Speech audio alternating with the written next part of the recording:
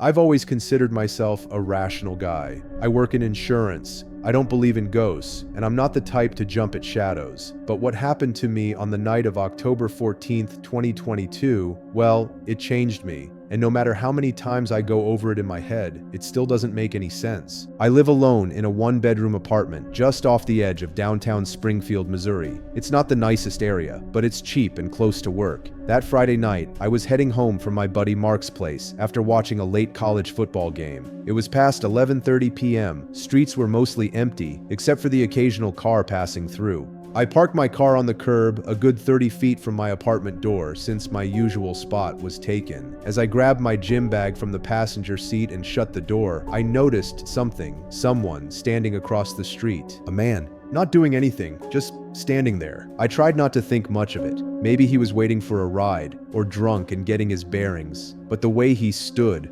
motionless, and the fact that his face was completely shadowed under his hoodie despite the nearby streetlight, it gave me this weird feeling in my chest, like a dull warning. I turned and walked toward my door, but I couldn't help myself. I looked back. The man was still there, but now he was on my side of the street, standing in front of my building. No sound, no footsteps, no movement that I saw. I know what you're thinking. Maybe I just didn't notice him move. But trust me, there's no way he could have crossed that street that fast without me hearing it. My shoes echoed with every step. It was dead silent. I quickened my pace and fumbled for my keys. As I shoved the key into the lock and turned it, I swear I heard slow footsteps coming up behind me. Not running, not rushing, just deliberate, measured. Click. I got the door open, yanked it behind me, and locked it without turning around. I waited. Nothing. No knock, no sound, just silence. I backed into my apartment, closed all the blinds, and tried to convince myself I was just tired. That maybe he lived in the same building. Maybe it was just weird timing. But then, something else happened. Around 2 a.m., I was half asleep on my couch with the TV still on when I heard a sound. A single knock. Not on my front door, on the living room window. The window that faced the street. I froze. I live on the first floor, but there's a bush right under that window. No one ever comes near it. My stomach dropped. I muted the TV and waited. After about 10 seconds, there was another knock, this one softer. And then, a whisper. I couldn't make out what it said, but I swear I heard it. A voice. Just barely above the wind. I crawled over to the window on my stomach and pulled back the curtain just an inch. Nothing. No one. I stayed like that for what felt like an hour, heart pounding. I even grabbed my baseball bat from under the bed, but I never heard anything else that night. The next morning, I checked outside. There were footprints in the dirt by the bush. Clear as day. Someone had stood there, watching me, knocking, whispering. I called the police, filed a report. They said there had been a few incidents in the neighborhood lately, people reporting strange men watching them from outside their homes, especially at night. They never caught anyone. That night changed everything for me. I sleep with the blinds drawn tight and my bat by the bed. I don't walk to my door without checking my surroundings 3 times. And most of all, I trust that gut feeling now, because someone followed me home, and I don't think it was the first time they'd done it. I was 22 at the time, living in Flagstaff, Arizona, while attending Northern Arizona University. It was late fall, just cold enough at night that your breath would fog when you spoke. I lived off campus in a shared house, but my 2 roommates were both out of town that weekend, leaving me alone. The night this happened, I had just gotten off a shift at the bookstore around 9:15 p.m. My friend Jamie offered to give me a ride, but I told her I'd be fine. The house was only a 15-minute walk, and I liked the quiet. The streets were dimly lit, but familiar. I'd done this walk dozens of times. About halfway home, I noticed someone behind me. It started as just the echo of footsteps, matching mine. I stopped to look behind me. No one. But the second I started walking again, so did they. I kept glancing back, but the streets were empty. I thought maybe I was just imagining it. I even laughed at myself. But then I reached the corner of West Cherry and North LaRoe. There's a little convenience store there, and I stopped under the street lamp. That's when I saw him. A tall figure, maybe 6'3", standing just beyond the edge of the light. Hoodie up, motionless.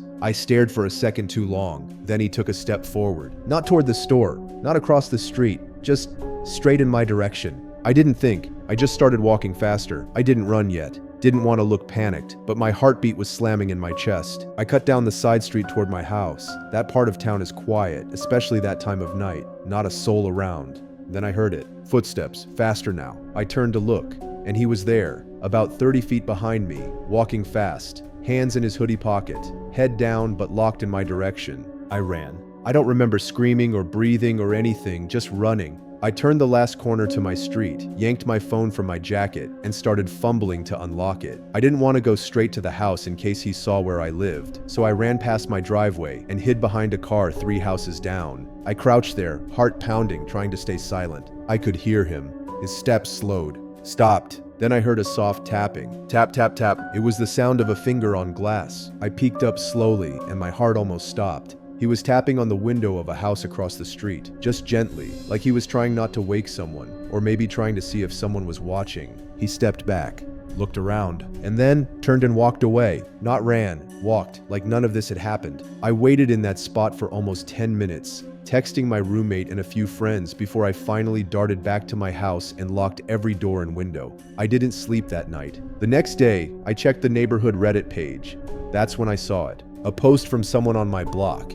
Anyone else notice the guy in the gray hoodie tapping on windows? Happened around 9:30 last night. Freaked me out. Didn't get a good look at his face. Multiple replies. People saying he'd been spotted before. Always around the same time. Always just watching. Sometimes following. No one ever caught him. I moved out at the end of the semester, but sometimes when I walk home late, I swear I hear those footsteps again. This happened in 2016, when I was 28 years old and living in Charlotte, North Carolina. I was working late-night shifts as a kitchen manager at a small diner on the south side of the city. My shift would end around 1 a.m., and by the time I closed everything and got out, it was usually closer to 2 us. I lived alone in a small 2-bedroom apartment about 10 minutes away by car. It wasn't the safest neighborhood, but I'd lived there for years and never had a problem. Until one night, something changed. I locked up the diner and started walking toward my car in the back lot. The area was dimly lit, one flickering street lamp, a few scattered dumpsters, and nothing but silence. That night, as I approached my car, I had this weird sensation, like someone was watching me. You know how you feel it in your skin? That crawling unease? I looked around. Nobody. But something wasn't right. I got in the car, locked the doors, and just sat there for a second. Then, out of the corner of my eye, I saw movement in the side mirror. A figure, just standing at the edge of the parking lot, barely illuminated. I turned around fast, but by then, they were gone. I chalked it up to being tired. Maybe it was just nerves. I cranked the engine and headed home. About halfway there, I noticed a car behind me. No big deal. It was a dark sedan, headlights off. Kinda odd, but maybe someone forgot to turn them on. I took a few turns. It followed. I slowed down. It slowed down. Now I was getting paranoid. To test it, I took a right down a street I never use. It's just a dead-end road with a few junk shops and auto garages. The car followed. Now my heart was racing. At the end of the dead end, I pulled into a gravel lot and parked. The car behind me stopped about 100 feet away. Still no headlights. I didn't move. Neither did they, for almost a full minute. Then their driver's side door opened, just slightly, and I saw a leg come out.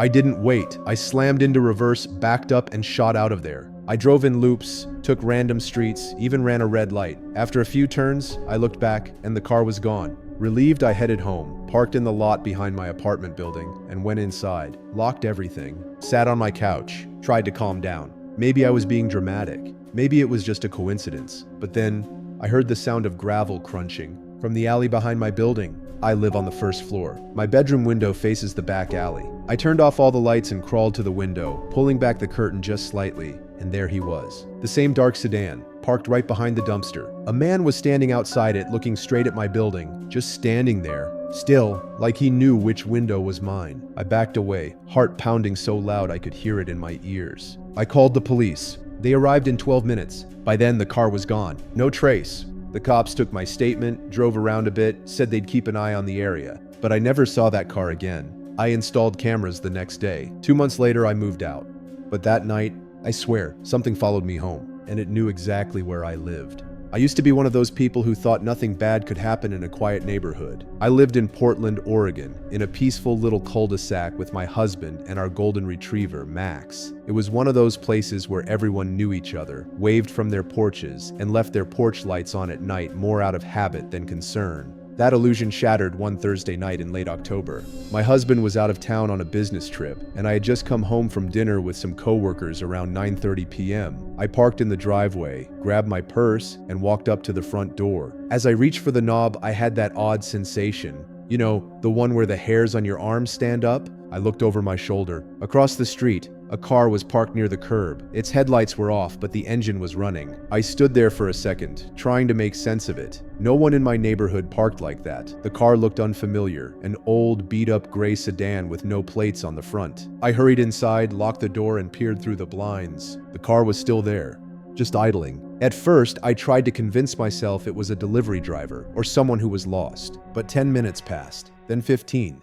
and the car never moved. Eventually, I turned off the lights in the living room and went to the bedroom in the back of the house, trying to ignore the growing anxiety in my gut. I couldn't sleep. Around midnight, Max, the dog, started growling, low, guttural, and sharp. His hackles were raised, and he was staring at the window like someone was on the other side. I grabbed my phone and crept over. Nothing. But then, I noticed the back gate was open. I know I closed it. I always do, especially when my husband isn't home. I turned on the porch light and stepped outside, calling softly, "Hello?" Max was still growling. No response. I shut the gate, locked it with the latch, and went back inside. I checked every door, every window, all locked. But the feeling?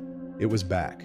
That sense of being watched. At 1:07 a.m., my Ring camera on the front porch went off. I checked my phone. There he was. A man in a hoodie, standing just out of reach of the porch light, face obscured, not moving, just staring up at the camera. I gasped, and in that same second, he rang the bell. I nearly dropped my phone. I didn't answer. I backed away and called the police. My voice was shaking so badly I could barely get the words out. The man stood there for another minute, then walked off into the dark. By the time the cops arrived, he was gone. I showed them the footage. They said they'd patrol the neighborhood that night, but here's where it got worse. The next morning, I checked the side of the house and found muddy boot prints. They led from the fence all the way to the side window by my bedroom. He'd been watching me from just a few feet away. And that wasn't the last time. Over the next week, I saw that same car parked a few blocks away, engine running, lights off, always just far enough not to be suspicious, but never really gone. It was like he was waiting for something, watching. I eventually stayed with my sister across town until my husband came home. We installed a new security system, cameras, motion lights. But even now, sometimes, when the wind is still and the night is too quiet, I get that feeling again, that someone is watching. Because once someone follows you home, they don't always leave. Sometimes they're just waiting for the next chance to get closer. I used to work as a night janitor at a small community college in Bismarck, North Dakota. It wasn't glamorous, but it gave me solitude, something I thought I wanted. My shift was 10 p.m. to 5 a.m. The building was old, concrete floors, brick walls, and those humming fluorescent lights that made you feel like you were in a hospital morgue rather than a place of learning. That night started like any other. I had my earbuds in, mop in hand, working my way down the west wing. It had snowed earlier, and the cold had crept into the hallways, making everything feel brittle and still. I was alone, or at least I was supposed to be. Around 1:15 a.m., I passed one of the lecture rooms and noticed the door was slightly ajar. That wasn't strange on its own. Professors were forgetful, but what made me stop was the faint sound of breathing. Not mechanical, not wind, actual breathing, deep, measured. I took one earbud out, listened, nothing. I called out, "Hello? You're not supposed to be here." No answer. I pushed the door fully open. The room was empty. Or so I thought. I turned on the lights. Still nothing. Then I noticed something chilling. On the large whiteboard at the front of the classroom, someone had written in red marker, "You're cleaning a grave, not a school." I hadn't written it, and I cleaned this room 2 hours earlier. It was spotless, and the board had been blank. The marker was fresh. I backed out slowly, and as I did, I heard the door to the adjacent room click shut. Someone was in the building. I radioed security. No answer. I tried calling the main desk. Voicemail. That's when I saw movement. At the far end of the hallway, beneath a flickering light, a figure stood completely still. No face, no motion, just a tall silhouette, maybe 6.5 feet, staring directly at me, or I assumed it was, because it wasn't blinking, wasn't swaying, just frozen. I turned to run, but the hallway lights began shutting off one by one behind me. I could hear footsteps following, slow at first, then faster. I sprinted to the maintenance closet and slammed the door behind me, locking it. It was the only room in the building without windows. Inside, I held my breath. For about 5 minutes, it was quiet. Then, a whisper at the crack of the door. "Jordan." That whisper wasn't mine. It wasn't a hallucination. It knew my name. I stayed in that closet until sunrise. When security finally arrived, I came out, shaken and pale. They found no signs of anyone else, but the message on the whiteboard had changed. "See you again, alone." I quit that day. Haven't set foot in that building since. I live in a quiet, heavily wooded area just outside Asheville, North Carolina. The kind of place where your nearest neighbor is half a mile away and the sound of owls or coyotes is just background noise. I loved the isolation until I truly understood what it meant to be alone. It was mid-October, crisp air and brittle leaves blanketing the yard. My husband was out of town for a 4-day business trip, and I was home alone with our dog Marbles, a 6-year-old golden retriever who was usually more alert than I ever was. The first night alone, I slept fine, but on the second night, around 2:30 a.m., Marbles started growling. He never growled, ever. I sat up in bed and saw him standing rigid at the bedroom door, ears perked. Then he did something he never did before. He backed away. Now I was awake, completely. I grabbed the flashlight and crept to the hallway. The power was still on, but I didn't want to turn on the lights. Some instinct told me not to reveal myself. From the top of the stairs, I could see into the foyer. The porch light cast long shadows through the window, and that's when I saw it. A figure standing just beyond the glass, not moving, not knocking, just standing there. I couldn't see a face, only the outline of a man, tall, hooded, and angled slightly toward the door like he was listening, waiting. My heart was hammering so loud I swore he could hear it. I crept back into the bedroom, locked the door, and called 911. They said it would take at least 20 minutes for a unit to arrive. Rural area. Marbles began to whimper and press against me. Then we heard it, a creak, from inside the house. Not the porch, not the wind. Inside. I looked toward the stairs. Nothing. I looked back toward the closet in the hallway. It was open now, slightly. I hadn't touched that door in days. Then I remembered the crawl space under the porch. It led directly into the basement. It hit me. He wasn't trying to get in. He was already in. The figure at the door. A decoy? I shut the bedroom door again and pushed a dresser against it. 10 minutes passed, then 5 more. No more sounds, no more movement. When the police finally arrived and searched the property, they found boot prints, not just outside, but inside the basement. The latch on the crawl space had been broken, bent inward. And here's the thing that still haunts me. They found 2 distinct sets of prints. One came in from outside, the other, already inside the house.